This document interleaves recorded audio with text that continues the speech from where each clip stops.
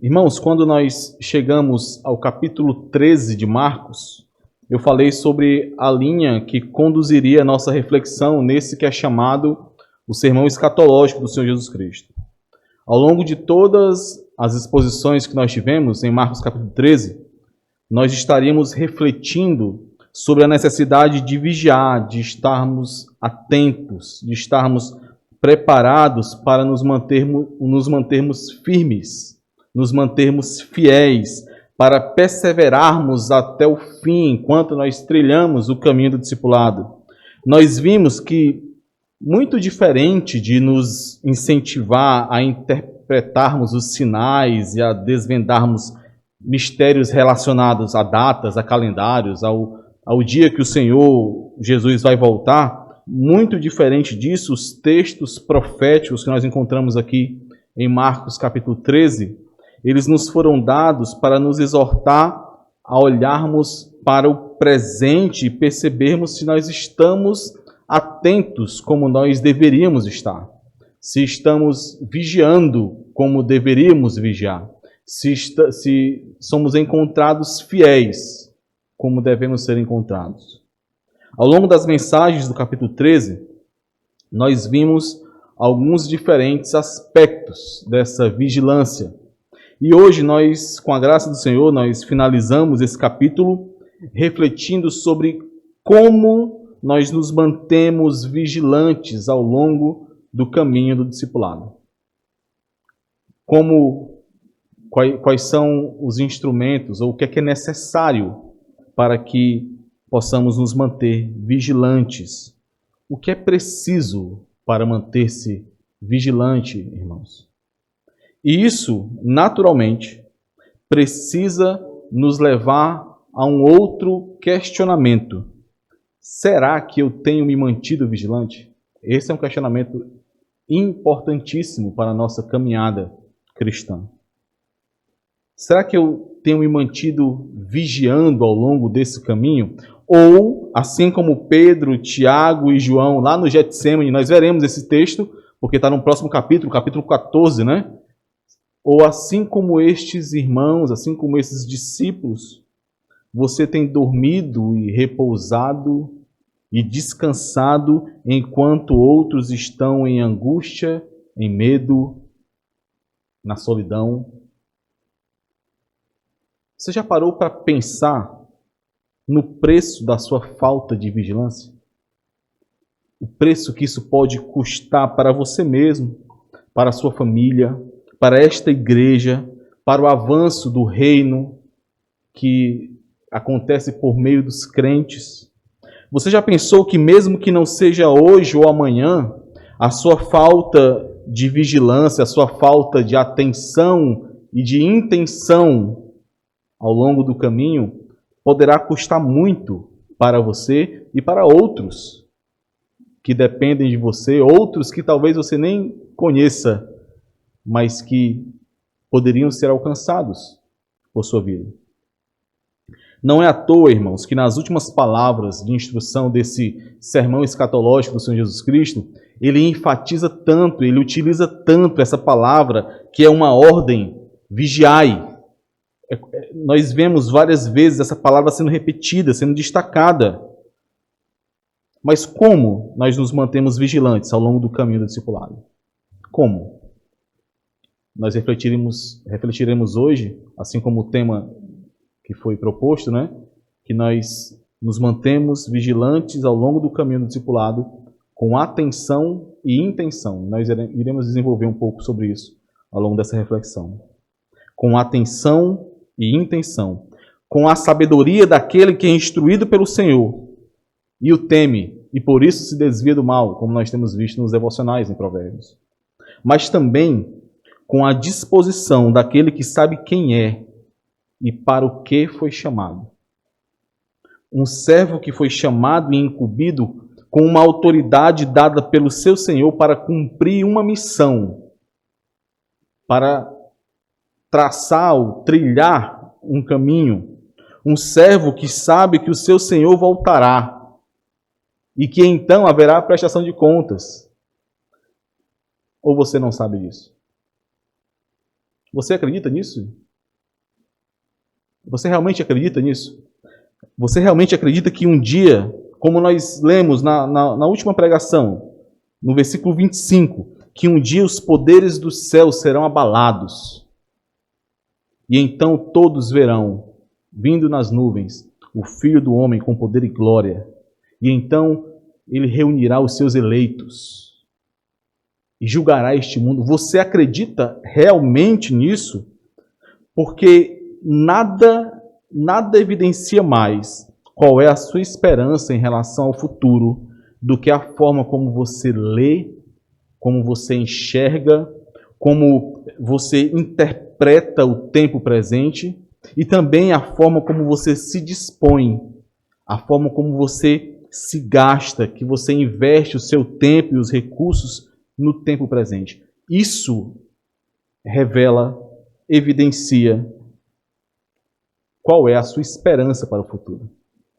É por isso que, guardadas as devidas proporções, nós conhecemos tantas pessoas que durante um período específico da vida se doam tanto a um projeto, ou sei lá, um concurso público, né, ou algo desse tipo, porque a esperança deles é refletida naquilo ali.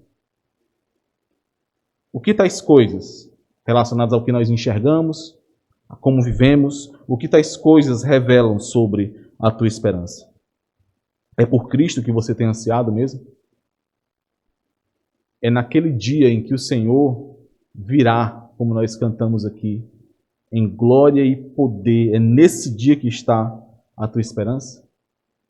Hoje nós veremos 2 pontos, irmãos, sobre como nos mantermos vigilantes ao longo do caminho do discipulado. Sobre essa atenção e intenção no caminho do discipulado. Atenção e intenção que conduzem a essa vigilância. O primeiro ponto será que a vigilância exige sabedoria. Nós veremos do versículo 28 ao 33. E o segundo ponto é que a vigilância exige disposição, ou, em outras palavras, uma obediência ativa para que possamos nos manter atentos, vigilantes. Vamos orar mais uma vez. Curva sua cabeça, clame ao Senhor pelo auxílio do alto, para que possamos ser edificados por Ele. Amado Deus, nós somos totalmente dependentes do Senhor. Nós nos esforçamos e buscamos ao Senhor, lemos a Tua Palavra, buscamos entendê-la, mas sabemos que somente o Teu Santo Espírito pode nos permitir, Senhor, que a entendamos com o coração, de forma que ela nos fira, de forma que ela redunde em glória para o Teu santo nome. E é isso que nós queremos, Senhor. Nós Te pedimos, mais uma vez, reconhecendo a nossa pequenez, reconhecendo a nossa dependência, nós Te pedimos, Senhor, por favor, nos edifica por meio da Tua Palavra.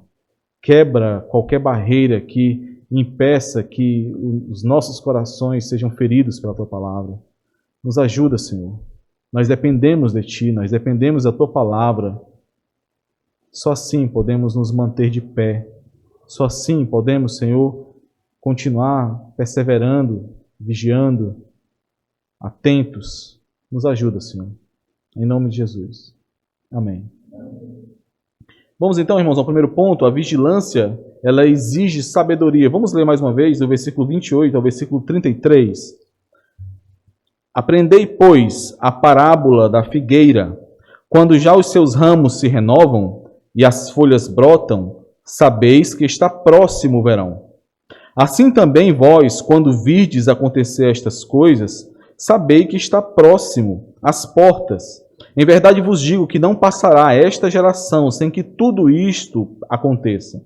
Passará o céu e a terra, porém as minhas palavras não passarão. Mas a respeito daquele dia ou da hora ninguém sabe, nem os anjos no céu, nem o Filho, senão o Pai. Estai de sobreaviso, vigiai e orai, porque não sabeis quando será o tempo. Nós já vimos, irmãos, que um dos aspectos do vigiar no caminho do discipulado está diretamente relacionado à instrução. Por isso, ao longo desse sermão do Senhor Jesus Cristo, por diversas vezes, ele chama os seus discípulos ao aprendizado que os permita discernir e reagir corretamente aos perigos que viriam até eles e a todos os discípulos até que o Senhor Jesus retornasse. É o que nós encontramos aqui no vede, no estai de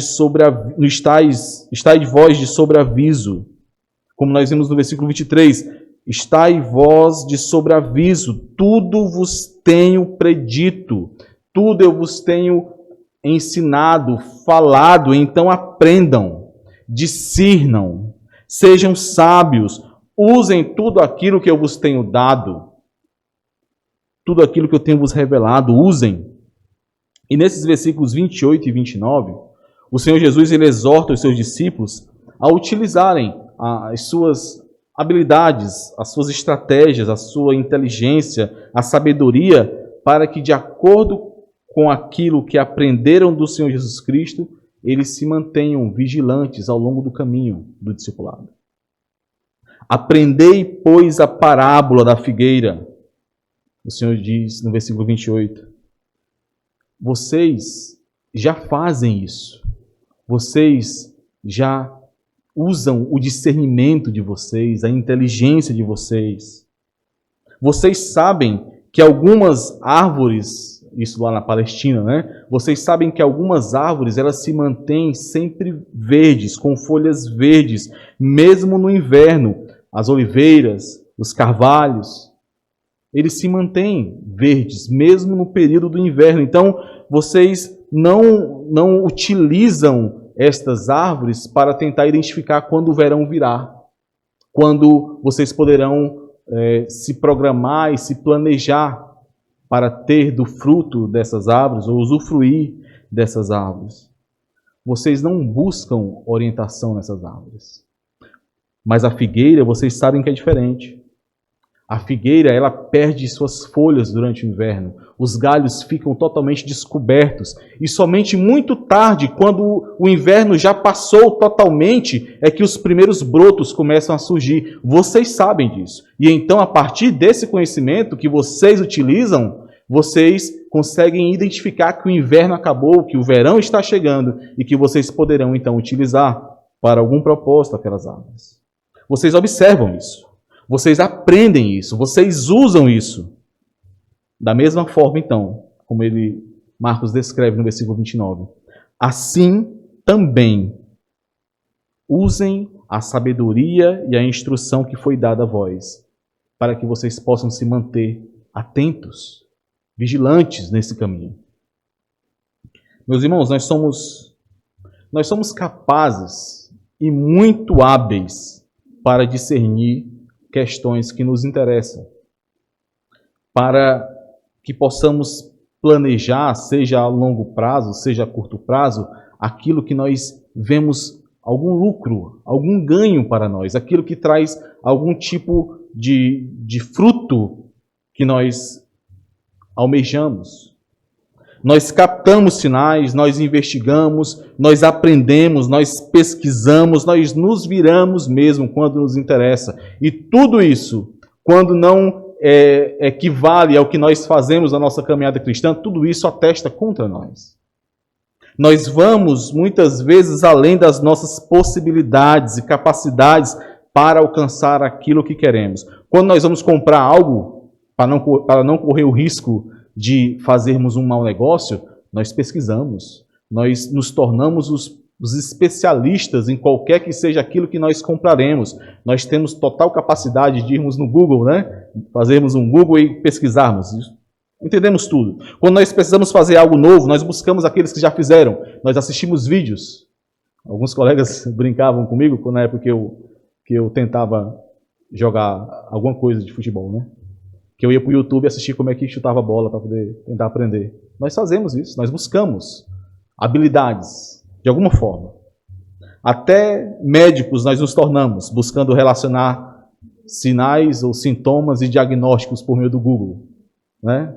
Não devemos fazer isso, não. Mas por que, irmãos? Por que nós não usamos esse mesmo empenho para discernir o mundo que nos rodeia de acordo com a verdade que nós recebemos do Senhor? de acordo com a instrução que nos foi dada pelo Senhor. Como os sinais de alerta que nos são dados são interpretados por nós. Por exemplo, quando o Senhor aqui nos revela como seriam os princípios das dores e aquilo que não deveria nos assustar em meio a essa caminhada, como nós interpretamos tais acontecimentos, sejam naturais, sejam dos mais diversos que são descritos aqui no capítulo 13. Como nós enfrentamos as aflições nesse mundo? Por que tantas vezes nós somos tão tardios em enxergar com os olhos do alto que nos foram dados? Em enxergar e discernir tudo por meio da palavra de Deus. Por quê, irmãos? Porque tão facilmente os nossos olhos são capturados por aquilo que esse mundo oferece. Por quê? Tudo aquilo em que você tem colocado o seu coração e que está relacionado a este mundo, tudo isso passará. Tudo. Versículo 31, o Senhor Jesus nos diz essa frase impactante: céu e terra passarão. Este mundo será purificado no fogo e dará lugar a um novo céu e uma nova terra. Mesmo aquilo que nós consideramos como as figuras de maior estabilidade, terra e céu, tudo isso passará. Mas as palavras do Senhor jamais passarão. E somente aprendendo destas palavras, observando estas palavras, praticando estas palavras, é que nós encontramos a verdadeira estabilidade, a verdadeira segurança. Somente a palavra do nosso Deus nos permite caminhar em verdadeira vigilância. Mas a vigilância exige sabedoria, irmãos. Esse é o nosso ponto. E a sabedoria exige atenção e intenção. E sabe como você vai adquirir essa sabedoria? Nós temos visto muito isso, os devocionais que temos recebido, né, nos domingos pela manhã, que o pastor Livando tem feito, são maravilhosos em relação a esse aspecto da sabedoria. Como você vai adquirir essa sabedoria? Nós temos visto isso. Não é de maneira autônoma. Não é ouvindo a própria voz. Não é considerando você mesmo como sábio. É na vida da igreja, irmãos. É no igrejar, é no processamento da boa teologia que desce do púlpito e que vai te confrontar dentro da tua casa. É na confiança que baixa as guardas e permite relacionamentos verdadeiros, sem melindres, sem dificuldades. É na submissão que te faz exercer essa confiança, mesmo quando você não entende, ou mesmo quando você não concorda com aquilo que está sendo ensinado. Nós precisamos estar atentos, irmãos, a algo muito simples e que muitas vezes passa desapercebido. Não existe sábio insubmisso. Não existe sábio obstinado. Não existe sábio que não aceita ser ensinado, que não recebe repreensão, que não aceita ser contrariado. Sem sabedoria, sustentada pela atenção e intenção para ver a palavra de Deus nos tornar sábios, não existe vigilância. O Senhor Jesus ele continua no versículo 32 e 33. Mas a respeito daquele dia ou da hora ninguém sabe, nem os anjos no céu, nem o Filho, senão o Pai. Aqui não existe uma depreciação do Senhor Jesus, irmãos. Até mesmo porque ele se coloca como Filho de Deus e, portanto, como Deus. O ponto aqui é o propósito de Deus em manter esse mistério. Versículo 33. Estai de sobreaviso, vigiai e orai, porque não sabeis quando será o tempo. Não é possível se preparar, estar preparado, organizado, planejado nesse aspecto do tempo para o fim. A única preparação para o fim é o ficar atento e manter-se fiel no presente. Resumindo em poucas palavras, irmãos, Você deve viver a sua vida como se o Senhor voltasse ainda hoje. Viva a sua vida como se o Senhor voltasse ainda hoje. Agora eu pergunto, pare um pouco e reflita e lembre, traga a memória. Olhando para as decisões que você tomou nos últimos meses, olhando para as escolhas que você teve que fazer, olhando para os planos e resoluções que você estabeleceu nos últimos meses, olhando para aquilo que você tem buscado, tem almejado, tem lutado, olhando para tudo isso, quais destas coisas fazem sentido se Jesus voltasse hoje? Quais dessas coisas fazem sentido? Quais dessas coisas possuem algum valor diante dessa realidade? Você precisa refletir sobre isso. Observe que não é jogar tudo para o alto. Não é isso. É discernir sabiamente o que vale a pena e o que perecerá. Aquilo que passará e aquilo que permanecerá eternamente. Você tem feito isso? Você conseguiria fazer uma lista das coisas que você tem lutado e tem feito e que você tem convicção por meio da palavra de Deus que tais coisas estão tocando a eternidade e que de forma nenhuma se perderão? Não se deixe enganar. Não permita ser enganado. Vigie. É para isso que nós nos reunimos aqui.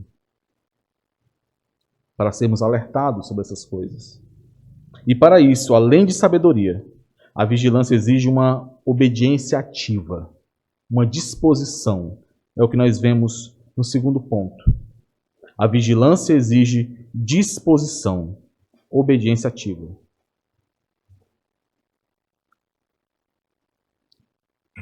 Versículo 34 até o 37. É como um homem que, ausentando-se do país, deixa a sua casa, dá autoridade aos seus servos, a cada um a sua obrigação, e ao porteiro ordena que vigie.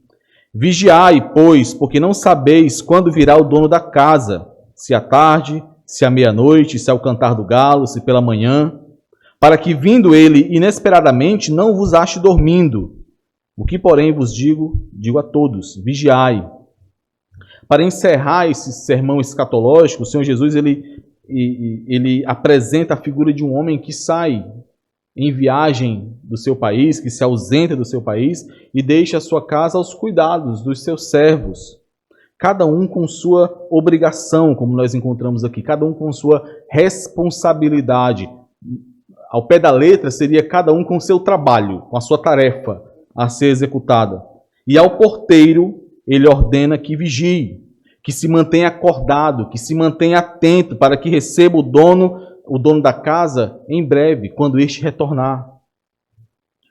O Senhor Jesus é como que se dirigindo a este porteiro que recebeu essa ordem de vigiar, ele ordena, vigiai, não durma. Não importa o que aconteça, não durma, porque em breve o dono da casa retornará.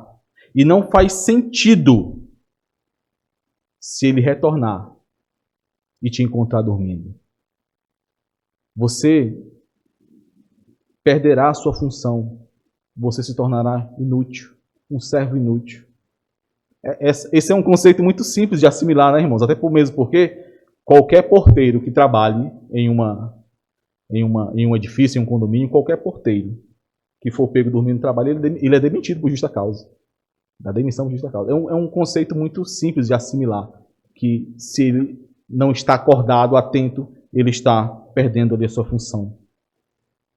Essa figura do vigiar, como essa ideia do manter-se acordado, é muito boa, irmãos, é muito instrutiva para que a gente possa entender esses aspectos da vigilância. Primeiro porque, obviamente, quem dorme não está atento. Quem dorme, ele não está sendo intencional em algo. Quem dorme não está vigiando. Pelo contrário, quem dorme está vulnerável. Quem dorme está suscetível a ataques. Quem dorme está indefeso. O apóstolo Pedro usa essa mesma palavra, que é dada como ordem aqui ao porteiro, também como uma metáfora para alertar os seus destinatários sobre o perigo de estar dormindo e não vigilante. Por favor, abram em 1 Pedro, capítulo 5, versículo 8. 1 Pedro, capítulo 5, versículo 8.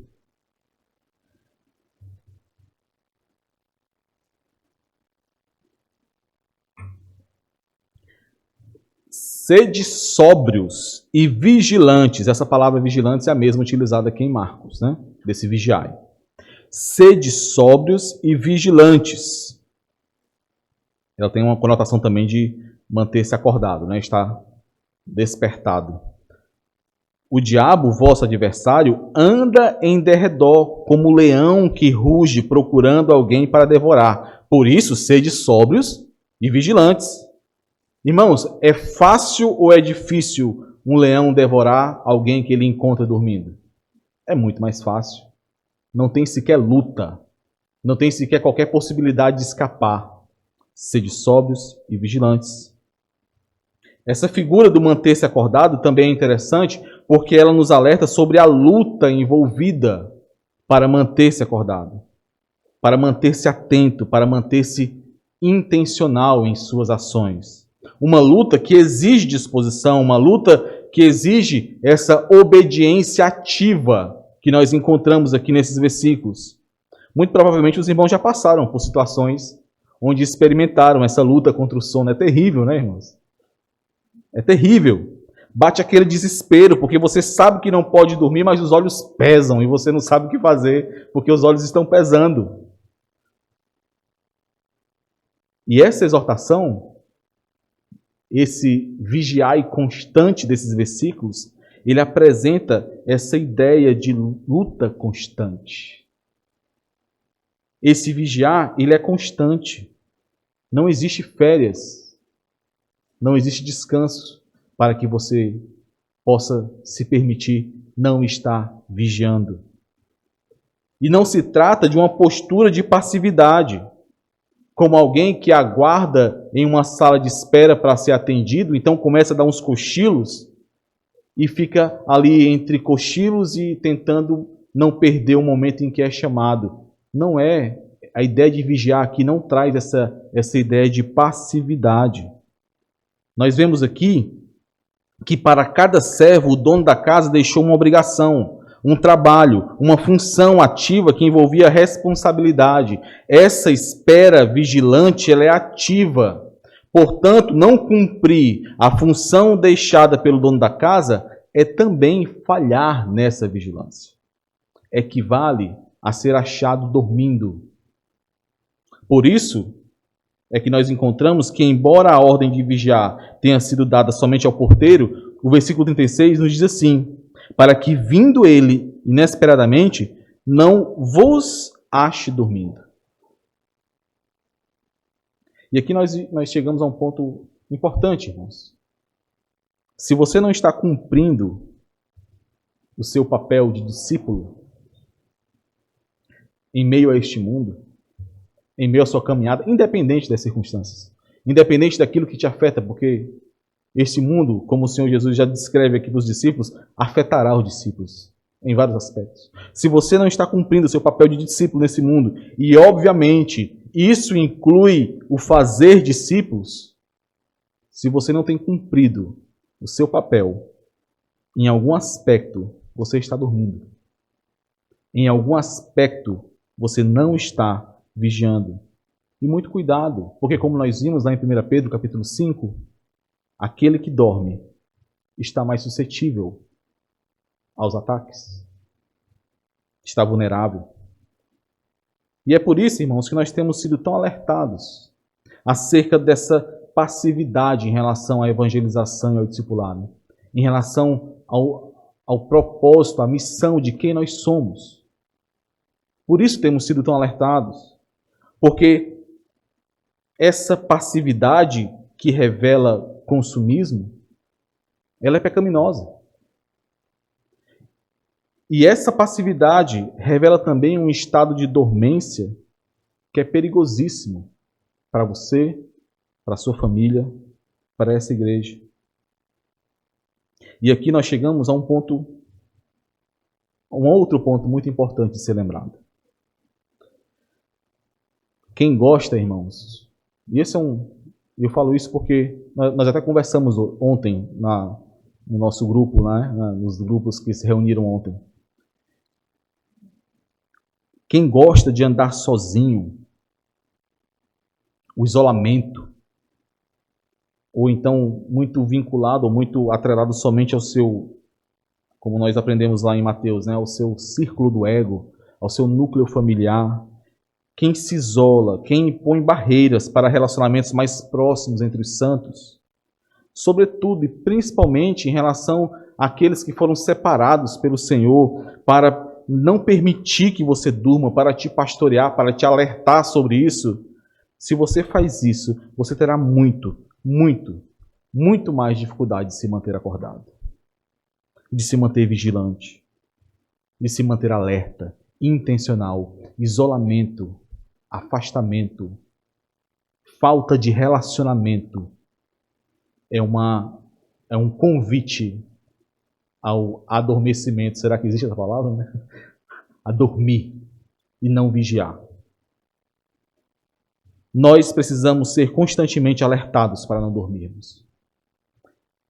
E muitas vezes, nós precisamos ser acordados, despertados. E alguns, irmãos, assim, pegando ainda a metáfora do dormir, alguns acordam apenas com um cutucão, né? Um sussurro. Fulaninho, acorda. Clarinha, minha filha, acorda, né? Alguns acordam assim. Mas outros precisam ser chacoalhados, precisam ouvir gritos, precisam ser totalmente mexidos para que possam acordar, para que possam despertar. E às vezes, mexendo, você fica em dúvida, será que está vivo mesmo? Porque você mexe e não acorda, está vivo? Alguns precisam ser acordados assim. E sem a igreja, sem os líderes, sem aqueles que o Senhor capacitou para isso, muito facilmente você dormirá. O autor de Hebreus fala sobre isso. Para finalizar, vamos ler esse texto de Hebreus. Hebreus capítulo 10, versículos 24 e 25.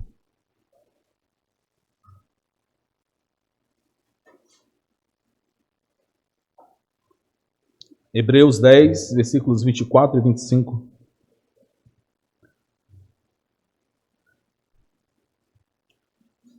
Consideremo-nos também uns aos outros. Esse consideremo-nos aqui, esse considerar, traz a ideia de você pensar, usar sua mente e pensar e perceber a importância de ter o outro para fazer aquilo que o autor vai dizer aqui mais à frente. Consideremo-nos, pensem, percebam a importância de ter o seu irmão do seu lado para nos estimularmos ao amor e às boas obras. E só mais um destaque. Esse estimular aqui, irmãos, é fantástico perceber a ideia de estímulo, né, daquele que recebe um estímulo. Esse estímulo aqui traz essa ideia de você ser provocado, de uma ação que te leva a ser agitado, a ser chacoalhado. Então a ideia geral aqui desse versículo é que nós devemos pensar e perceber a importância de ter os nossos irmãos por perto, para que quando nós estejamos adormecendo, eles nos chacoalhem, eles nos despertem, eles nos acordem, eles nos façam enxergar aquilo que não estamos enxergando e que está nos impedindo a nossa dedicação ao amor e às boas obras. O autor continua: não deixemos de congregar-nos, como é costume de alguns, antes façamos admoestações, exortações, encorajamento, e tanto mais quanto vedes que o dia se aproxima. Que dia? O dia em que o Senhor retornará. Quanto mais você percebe, quanto mais você discerne que o dia se aproxima e que outros estão dormindo. Em breve, meus irmãos, o dono da casa voltará. E a única postura que é adequada enquanto ele não chega é a de vigilância. É a de estar atento, crescendo em sabedoria para poder discernir e agir de forma a cumprir a missão que foi dada pelo dono da casa. a função que nos foi dada por Ele. Nada é mais importante que isso. Não atentar para essa necessidade de vigilância intencional, ativa, de cumprir o seu papel, é adormecer enquanto você é rodeado por leões. Muito cuidado. E principalmente, pegando esse texto que nós vimos em Hebreus, finalizando com Hebreus, não se exponha ainda mais a esses perigos, colocando barreiras entre você e aqueles que podem te chacoalhar quando você estiver adormecendo. E aqueles que podem, olhando para a santa palavra, capacitados pelo Senhor, em meio à igreja do Senhor, podem te despertar em meio a esse período de sonolência. Que o Senhor nos permita isso, irmãos, e nos desperte aqueles que estão dormindo ou adormecidos. Que o Senhor nos ajude. Vamos orar. Ó Senhor amado, nós cremos, Senhor, no Teu poder. Nós cremos no poder da Tua palavra e do Teu Santo Espírito, mesmo poder que ressuscitou o nosso Senhor dentre os mortos e que um dia também ressuscitará os santos. Ó Senhor, nos ajuda, Pai. Nós muitas vezes, Senhor, somos enlaçados pelas concupiscências desse mundo, pelo orgulho, pelo ego, pelo desejo de sermos superiores, pela falta, Senhor, de dedicação aos outros, por não querermos renunciar a nós mesmos. Muitas vezes somos enlaçados por isso e adormecemos, nos tornamos insensíveis, adormecemos.